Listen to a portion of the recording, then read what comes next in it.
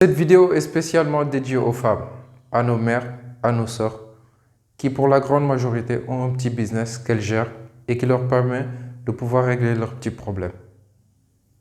Donc, nous leur donnerons quelques conseils pratiques qui leur permettra aujourd'hui ou dans le futur de pouvoir augmenter leur chiffre d'affaires et éventuellement, pourquoi ne pas vivre de leur petit business, le faire croître et demain être des chefs d'entreprise. D'après la e-commerce Foundation, 2000 milliards de dollars ont été dépensés en 2019 juste en e-commerce et plus de 100 milliards en France.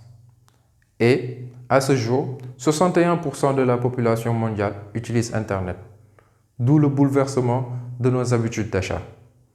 Aujourd'hui, pratiquement tout s'achète en ligne. D'où l'importance de connaître les réalités de ce nouveau marché, mais aussi, nous allons vous donner des conseils pour pouvoir y parvenir.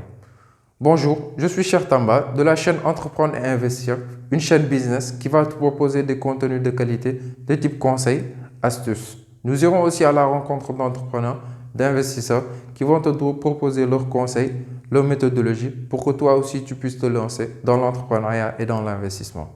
Dans ce cas de figure, je te propose de t'abonner à la chaîne, d'activer la cloche de notification pour ne pas rater nos vidéos qui sortent au moins 2 fois par semaine.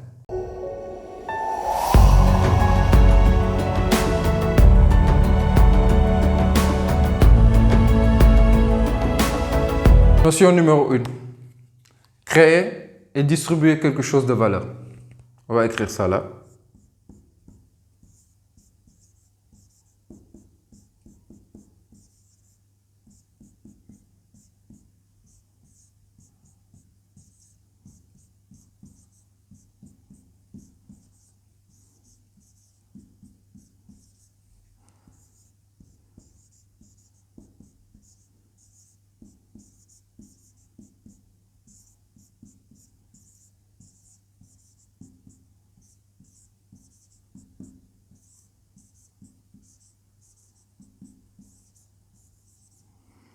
J'insiste sur le mot valeur.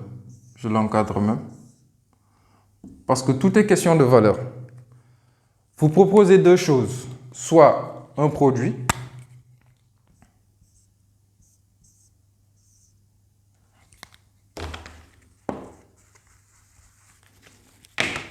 ou bien un service.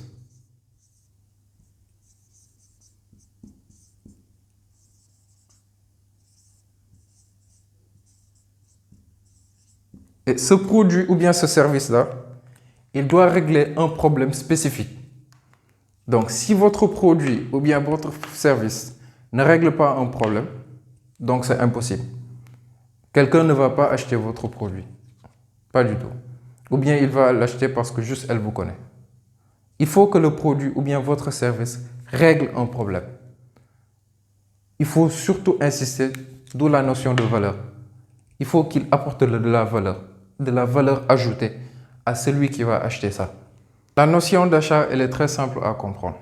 Vous demandez à quelqu'un de puiser dans son portefeuille l'argent qu'il a durement gagné après des semaines ou bien des mois de labeur, en contrepartie de quoi? D'un produit ou bien d'un service qui va régler un problème. Donc, si vous n'êtes pas capable de lui régler un problème, il va acheter votre produit. Si c'est un ami, il va l'acheter. Mais à la longue, il va vous fuir parce que vous n'êtes pas capable de lui régler un problème spécifique. D'où la notion d'empathie. L'empathie, c'est cette capacité à se mettre à la place de l'autre pour pouvoir comprendre ses problèmes.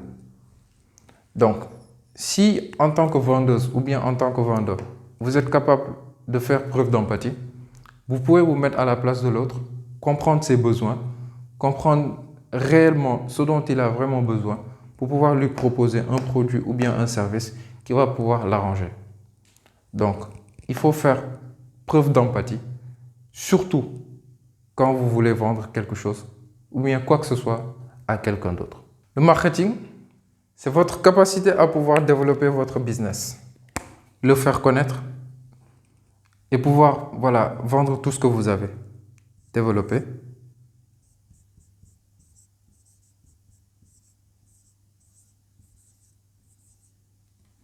Oups.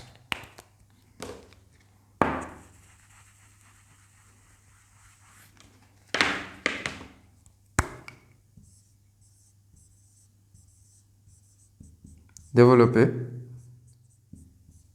et faire connaître votre offre. Faire connaître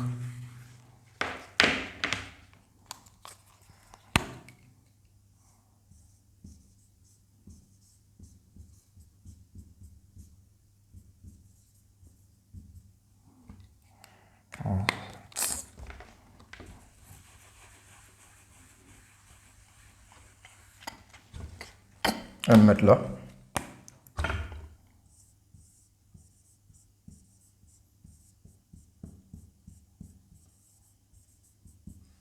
Faire connaître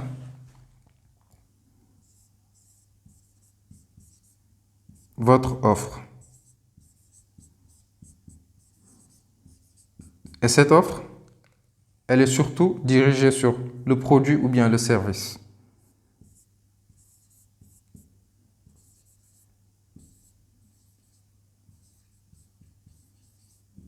Donc ici, tout au début de toute affaire, le chef d'entreprise ou bien le vendeur ou bien la vendeuse, ils sont le produit qu'ils vendent, ils sont le service qu'ils vendent. Ils doivent connaître mieux que quiconque dans toute l'équipe ou bien dans tout le marché. Ils doivent vendre mieux que quiconque. Donc, si vous n'êtes pas capable de vous identifier par rapport à votre produit ou bien votre service, à la fin même, vous devez être celui qui représente tout. Quand on dit, par exemple, vente de marchandises ou bien vente de maillots, on passe automatiquement à celui-là. Quand on dit vente de produits féminins, par exemple les rouges à lèvres et autres là, on va automatiquement penser à vous. Donc, vous représentez votre produit, vous représentez votre service. Tout est concentré en vous au début. Tout. Donc, d'où la notion de bien connaître votre valeur, de bien marketer votre produit, de telle sorte que à chaque fois quand on va penser à un produit, on ne va plus penser au produit. On va directement identifier le produit à la personne. Donc, insistez sur ça. Connaissez vos produits, connaissez vos services, maîtrisez-les. Notion numéro 3, la vente.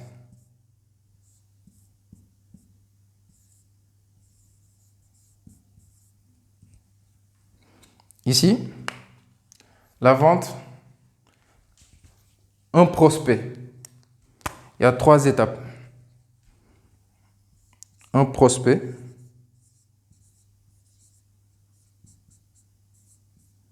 on le transforme en client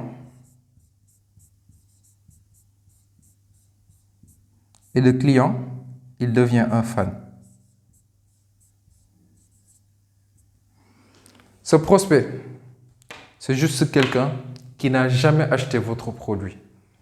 Il aimerait bien acheter votre produit. C'est à vous de faire le marketing. Il a vu peut-être votre produit une seule fois. La notion de prospect, c'est juste ça. Il a vu votre produit, il veut l'acheter.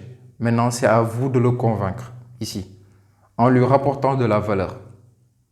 Expliquez-lui carrément qu'est-ce que le produit que vous lui vendez ou bien que vous lui proposez va régler comme problème. De là, vous allez marketer votre produit ou bien votre service.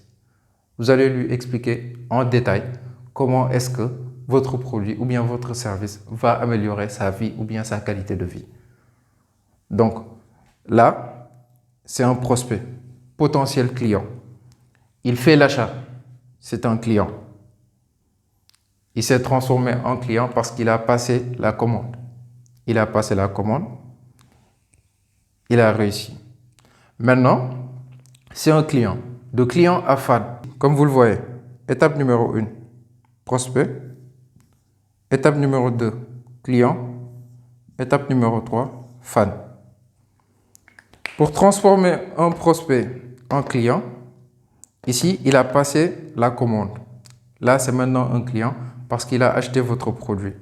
Maintenant, c'est à vous de faire ce qu'on appelle un retour d'expérience.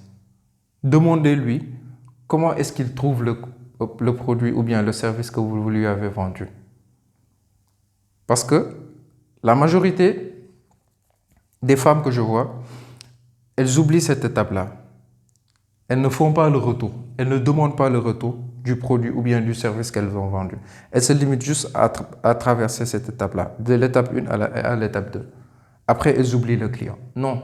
Si vous voulez garder un client avec vous, il faut à chaque fois lui demander comment est-ce que le produit, il le trouve.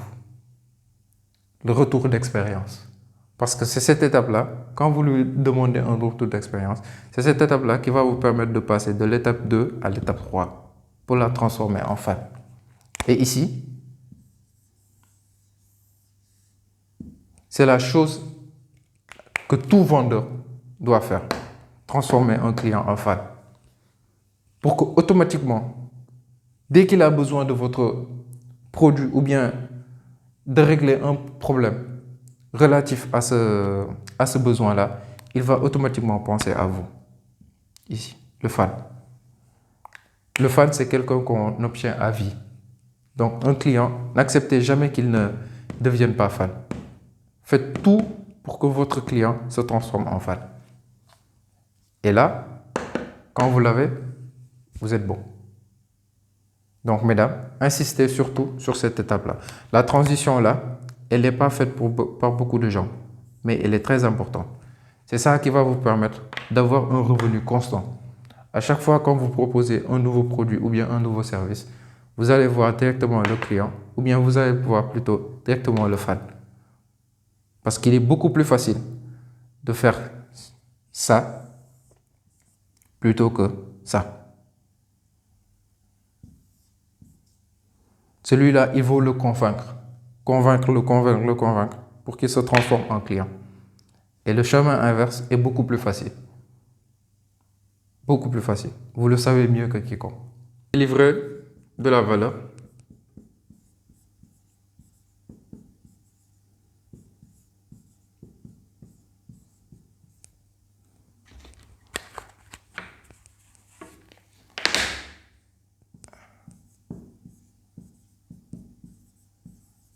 Et satisfaction clientèle.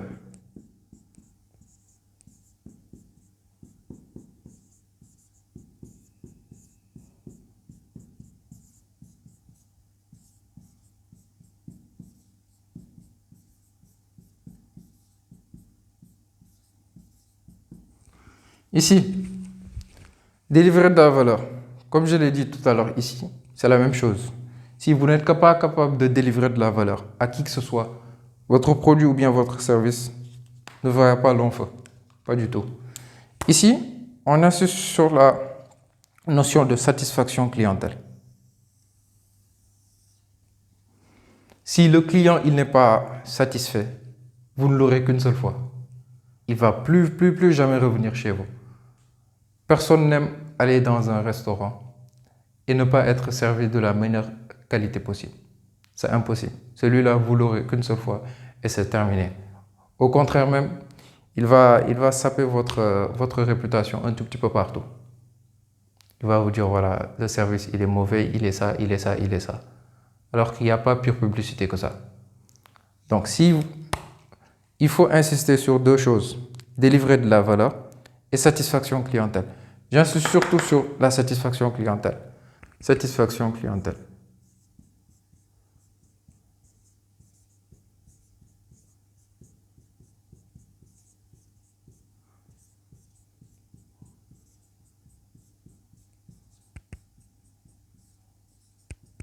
S'il le faut même, prenez le numéro de vos clientes ou bien de vos clients et après un ou deux mois d'utilisation, appelez-le, renseignez-vous, demandez-lui comment est-ce que vous trouvez le produit ou bien le service que vous lui avez proposé. Et puis en contrepartie, il va vous donner une mine d'informations sur ça, raison pour laquelle vous allez peut-être après améliorer la qualité de votre service ou bien de votre produit. Le retour clientèle, pour moi, il est essentiel même. Si vous n'avez pas de retour clientèle, c'est quasiment l'indifférence est la pire chose qui puisse vous arriver. Si quelqu'un est indifférent par rapport à un produit ou bien à votre service que vous lui avez proposé, là, il faut vite courir.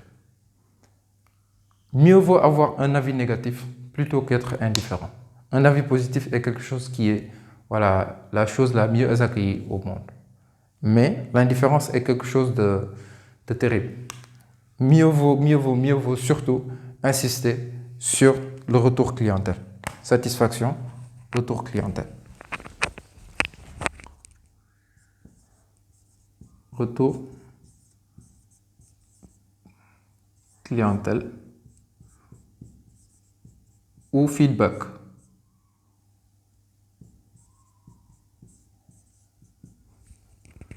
Feed.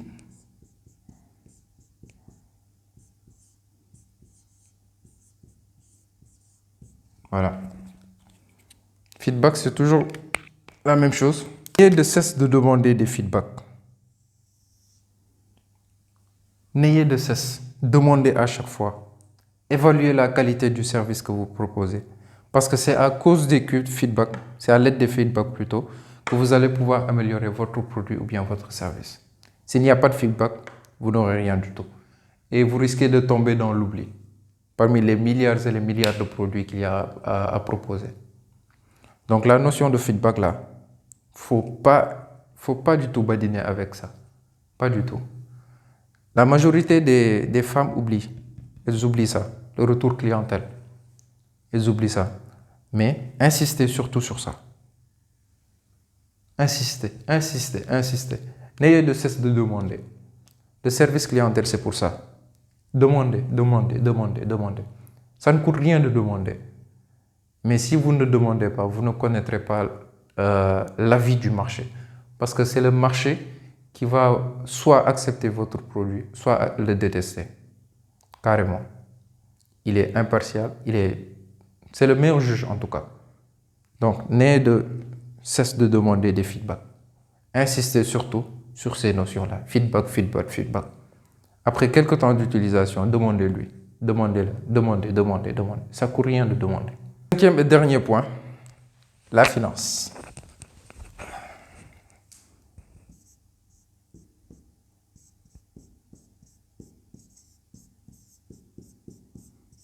Parce qu'avant tout, c'est la dernière étape, mais aussi la plus importante de tout ça. Certes, c'est un processus, mais cette étape-là, elle est la plus importante. Parce que vous allez consacrer de l'énergie,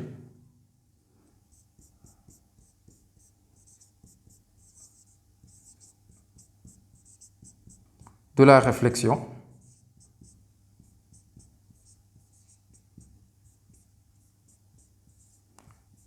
et la valeur la plus importante, du temps.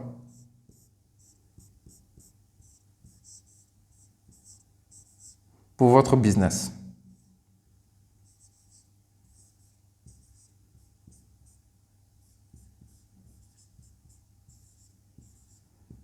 Donc, si vous n'êtes pas capable de vivre de votre business, parce que vous allez dépenser énormément d'énergie à vouloir convaincre les gens d'acheter. Réflexion. Comment est-ce que je vais améliorer plutôt mon produit ou bien mon service? Le temps. Placer. Demander des avis. Tout ça pour votre business. Et il faut que vous rentabilisiez ça. Donc, si vous n'êtes pas capable de rentabiliser votre business,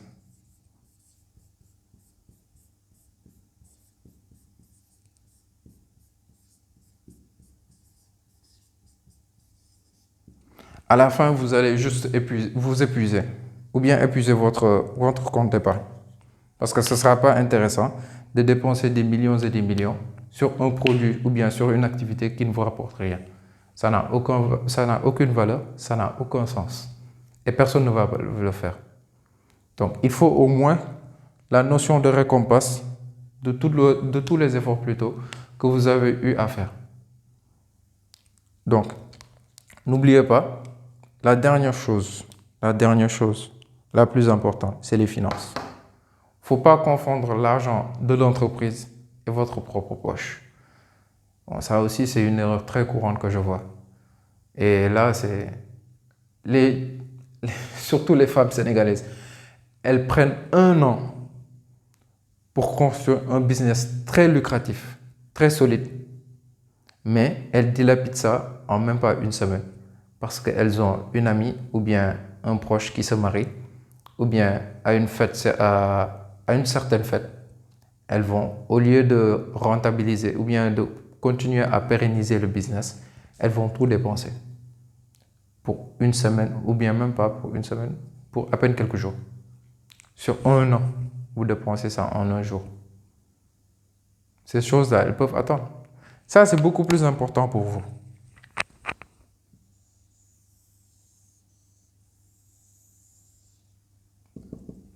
Il s'agit de votre avenir. Il s'agit de beaucoup de choses. De votre liberté. Que ce soit financière ou bien économique, le business, c'est important pour vous. Certaines le négligent, mais c'est très, très, très, très important. La majorité des grandes femmes que vous voyez ici, elles ont commencé avec un petit business et de fil en aiguille, elles ont su adapter leur modèle économique par rapport à tout ce qu'elles voulaient. Donc, évitez de dilapider votre argent juste parce que celle-là, elle se marie, donc je dois faire ça, je dois faire ça, je dois impressionner tout le monde. Évitez. J'espère vraiment que cette vidéo vous a plu, mesdames. Commentez-la, partagez-la, likez-la et surtout, n'oubliez pas de vous abonner à notre chaîne. Nous pensons vraiment que vous êtes un rouage essentiel de notre économie africaine. Vous contribuez beaucoup à notre éducation, aux finances et à supporter les maris ou bien les parents que vous avez chez vous. Donc, cette chaîne, elle est pour vous.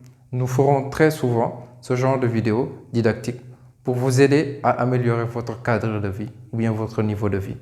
Merci.